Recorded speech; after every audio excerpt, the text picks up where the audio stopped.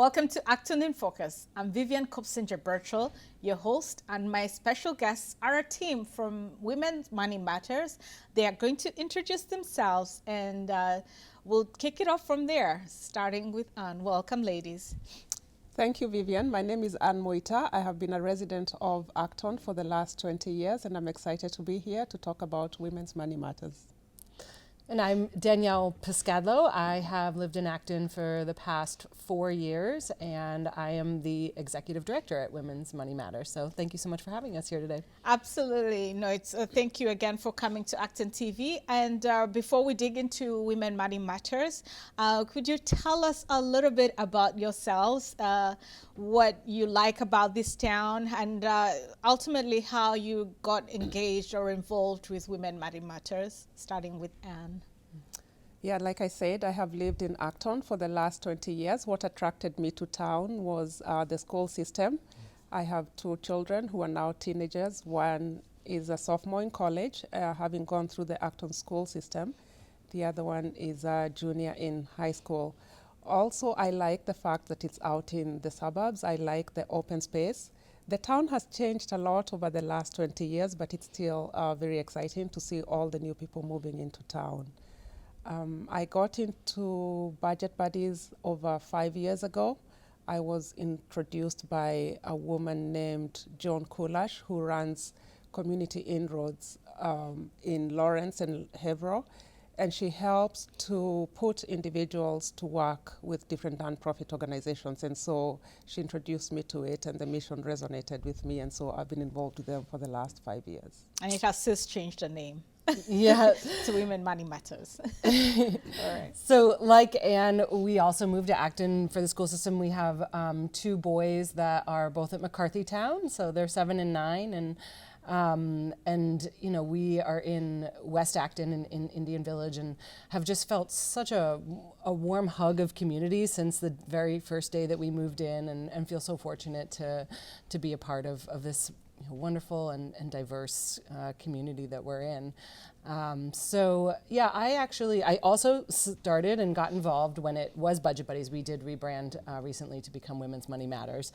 And I was actually a board fellow. I was introduced in 2016 through Net Impact's board fellowship, and have volunteered for a number of years after that in different governance roles. And then when the 2 founding mothers decided to retire, I just couldn't pass up the opportunity to throw my hat in the ring to become the next executive director. So haven't looked back since. Oh, well, what is this organization? What does it do?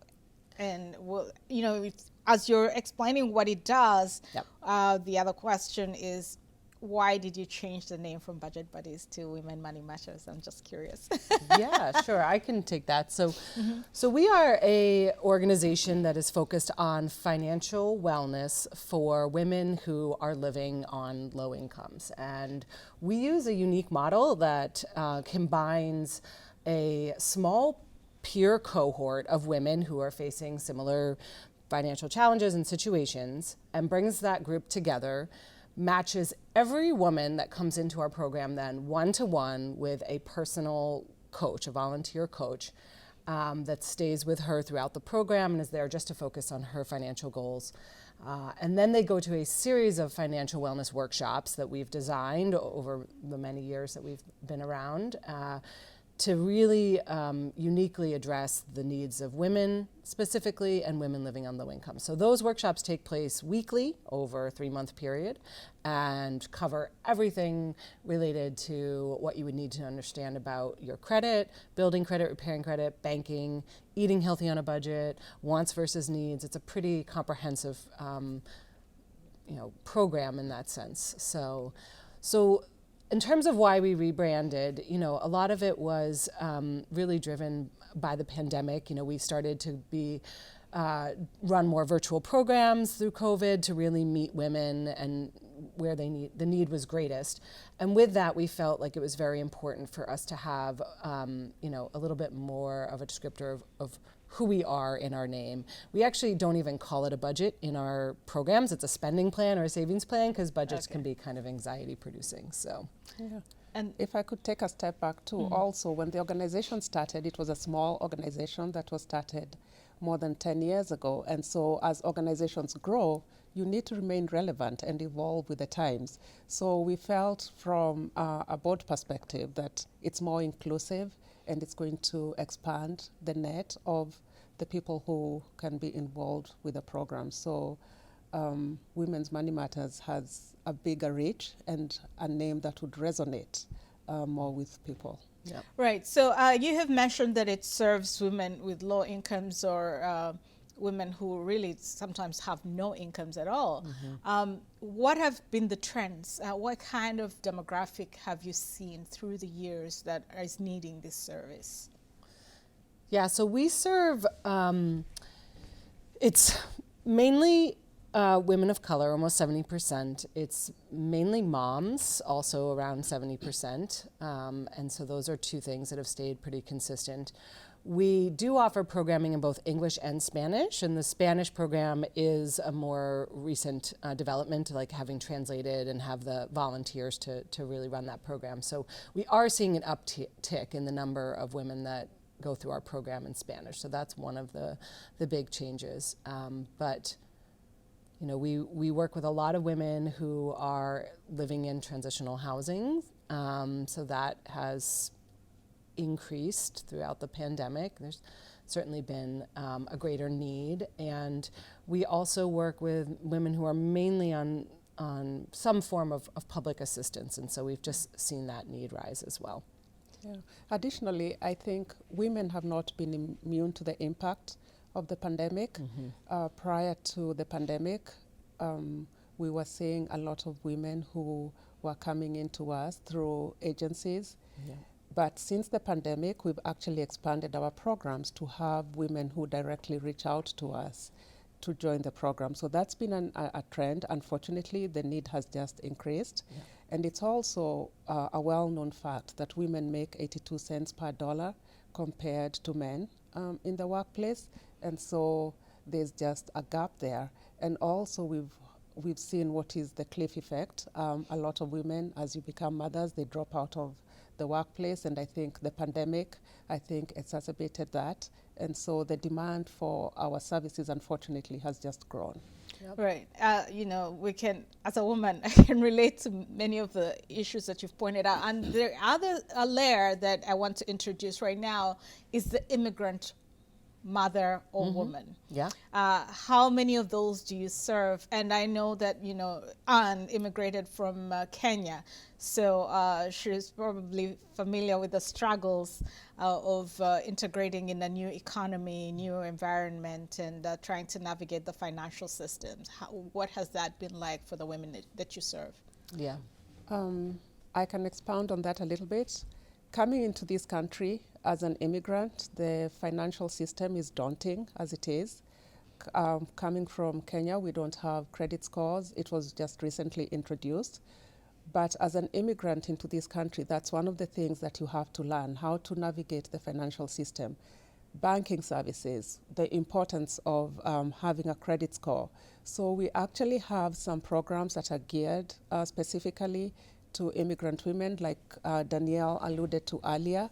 What we do is we have a cohort of programs, so we can reach out to different immigrant groups and have a program that's geared specifically to them. And in those programs, we actually deal with issues that are unique to those immigrant women.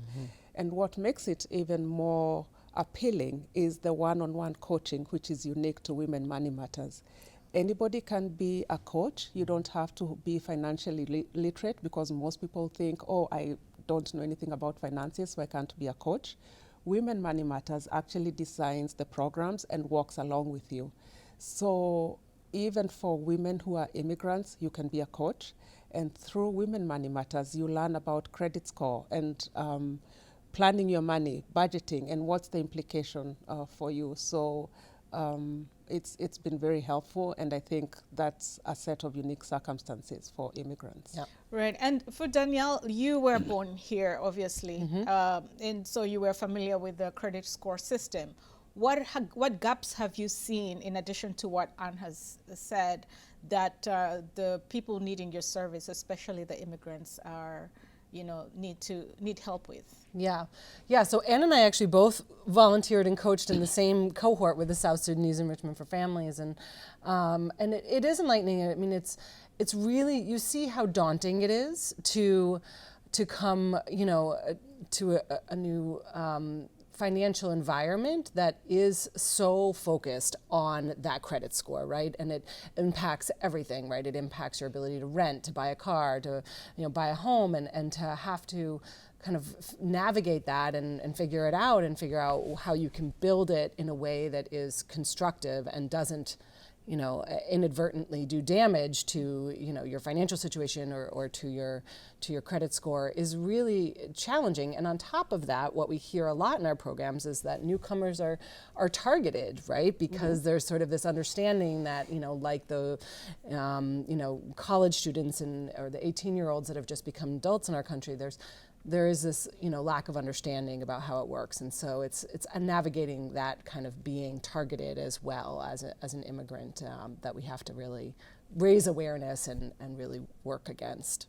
I'm just curious, are there people who have gone through your program and then maybe felt they were on their feet, graduated, for lack of a better word, and then found themselves back for some reason? Yeah, we've had a couple women who have chosen to go through the program a number of times, and we welcome that. Really, we understand that there's a lot of information and that you have to sort of be at the right time and place to be open and receptive to that as well. And so maybe they go through and they have one financial goal that they're focused on in that session, and then they are welcome to come back and focus on another financial goal. We've also just implemented what we're calling level up workshops, which means that women who have gone through our program can come back and learn about specific topics related to, maybe they're now at a place where they're looking at home buying, or they're looking at, they want to learn more just about taxes. So that isn't something that we necessarily cover broadly in our workshops, but we now have an opportunity to continue your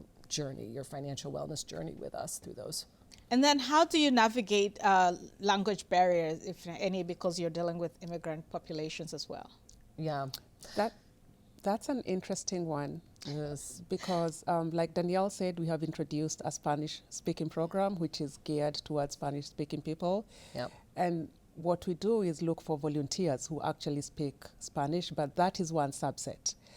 As an example, in the South Sudanese program, we had a challenge of language barrier, but also you find that some of the immigrants in the program are going through ESL as a second language, and so how to learn that. And so within Women's Money Matters, if we cannot provide the service, we also act as a referral source. Oh. And in instances where we are able, we'll direct people to look for those resources to help them with the language, because all immigrants need to learn English to be able to survive in this country, let alone be financially, literate. So it's imperative that at least you're able to speak English. Yeah. And that's how we get around that. We also ask our coaches and our participants about their language skills, and even if they are in an English program, if there is a second language, we will work to match them with a coach that is also proficient in that second language and can help them navigate the course, hopefully when they do their one-to-one meetings in their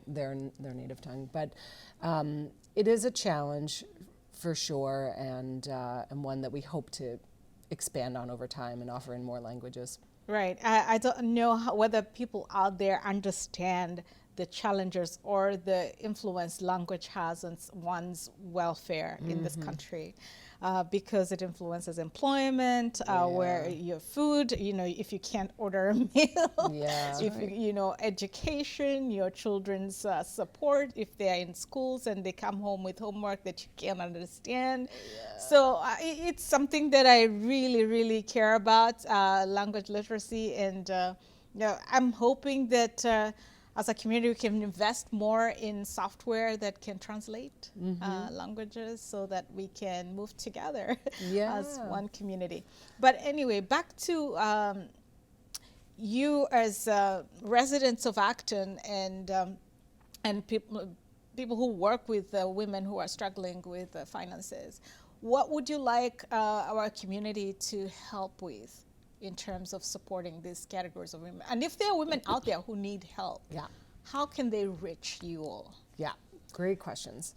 The first one, I'll take the one about how a woman that is in need of help can reach us. So women who are in need of our services can go on our website, and there is a link to join a program and a very short interest form, and that's all it takes. And then we will contact you and talk about when the next program is starting. There are always new programs starting, so you can sign up anytime, and we'll just find the one that works best with your schedule.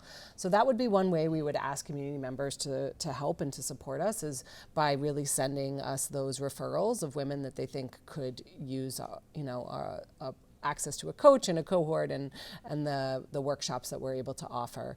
The other one would be volunteering, which I'll let you take. Like I mentioned earlier, you don't have to think of yourself as a financial guru to be a volunteer. All you need is a willingness to partner up with one of the participants in our programs. Women Money Matters prepares all the materials. And if you think about the population that we target, some of these women don't have anybody to talk to about finances. Yeah. They've never had anyone take a personal interest in them.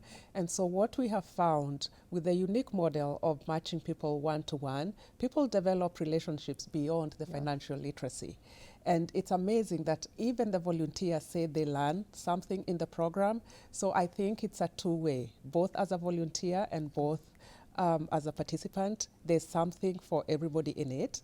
In addition to volunteers, we are an organization that is privately funded by fundraising. So if people can't be volunteers and you can't coach with us, we are also looking for people to donate to the organization. We are 501c organization, so all donations are tax deductible. And I think within this community, would be looking for help with that as well. Okay. And to volunteer, we have a volunteer coordinator on the website as well. You can go and find a link on the website. Yeah. Yeah. Two questions before I forget. One, what is the matrix for low income for your program? Yep. And let's start there. Yeah, it's 300% of the federal poverty guidelines. Okay, which is, it's done by family size. Okay. So when you go to the application, that's the first thing will be like, what's your family size and and then the matrix will show you if you're eligible within that. But we're not really in the business of turning women away. That's just where our resources are spent, right. on women that are right. living within 300% of the federal poverty guidelines. And the reason I asked is sometimes I have this challenge with this matrix because they let people fall through the cracks. And here's an example. Yeah. If, say, a woman is in, a 2-person household, they have a spouse or a partner, but it's an abusive relationship, and they have no control of the money, of that money, and yet they need financial help so that they can coexist. Because, honestly, we live in a she economy where our products are taxed more, they are more expensive, and yet, so if you don't have, access to finances, then you struggle if you're in an abusive relationship. Yes. So that's one of the issues. But just to give you an example, so that's why I asked that question. And how do you make sure that, I guess you've kind of answered it, that you don't send anyone away, but yes. Yeah, I mean, that is absolutely like why I am passionate about the work that we do. Like, I want every woman to be able to leave any bad situation, whether it's a job, a relationship, a housing. And we work with a lot of domestic violence shelters, and we of course would love to reach women, to be able to help them get out of those bad relationships. And 99% of domestic violence situations, there's also financial abuse happening. And so in that case, we absolutely would welcome, a woman into our community, regardless of the federal poverty guidelines, and help to be a source of support. And we have a lot of partners that do focus on that specifically, like helping with the financial resources to make sure that women are able to get their feet under them and be financially independent. And then the other kind of thorny area, or gray area, not thorny, is people who don't have status yet in this country but want to navigate this? I was going to address that because you asked like what percentage are immigrants, and so we don't know because we don't ask and we don't care. So that is not something that is a prerequisite, and we don't think it's a part of something that we need to be even aware of. We certainly wouldn't want anyone to feel uncomfortable filling out our application or joining a program because of their documentation status. So immigration status is a non-issue for us. Yeah. Awesome. Yeah. Good to know. Safe haven. All right. So, and then one other thing. If a male, I want to be a trainer or a coach, Yeah. is that allowed? Yeah, that's an interesting question that always comes up. So, just to be clear, we open it up to men to be presenters. Yes. But we don't open it up to men to be coaches one-on-one with the participants. So men are welcome in our programs to present, but just because of the women that we target, we find that most people are comfortable talking to other women about their finances. And also, I just like to make it clear, we also have programs for girls, because if you think about it, for teenage girls, girls' life, because if we can be able to teach people about financial literacy when they're much younger, I think you have a better chance of managing your finances in the long run. Yeah. So just teenagers or? No, and young adults. The Life Launch program is for women 14 to 22, and we do get that question a lot, and it is a women helping women model, and that's part of like the relationship building, and we're trying to create safe spaces for women to feel comfortable talking about their finances, and that doesn't exist in a lot of other circles. So that's our model. No, this is amazing. I'm just so excited to see 2 Acton residents helping our communities, not just in Acton, but how many terms do you serve with we are Women Money Matters? Across the state of Massachusetts now. Yeah. That is amazing. So we, as an Acton resident, I'm proud of the work that you're doing. I'm proud of you. And did you want to say something? I was going to say 99% of our participants are actually from Massachusetts.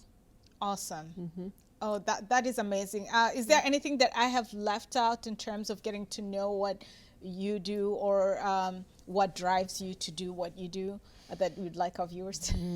That's a good question. I would like to say I'm passionate about financial literacy and helping women, and that's why I got involved in Women Money Matters. And being an immigrant, we have a saying in my country that if you help women, you help a community, because it is said that a woman who's happy and confident in herself helps to create a healthy community by raising a healthy family as well. So I would like to encourage any Acton residents out there, if anybody needs help with financial literacy, please reach out to us. Like Danielle mentioned, through our website, we don't turn anybody away. And so would be more than happy to work with them. And if I wanted to, and this is just a dream, to have a session of just talking to women in our community about financial literacy, maybe once a month here at Acton TV, is that something that we can do? Oh, that would be wonderful. I would welcome the opportunity. Yeah, I think there's a lot of lessons that we have through our workshops, but also that we learn from our participants about, topics that are current and relevant. Right now there's a lot of focus on inflation and how that is really affecting families, and there's that would be a great space for us to create.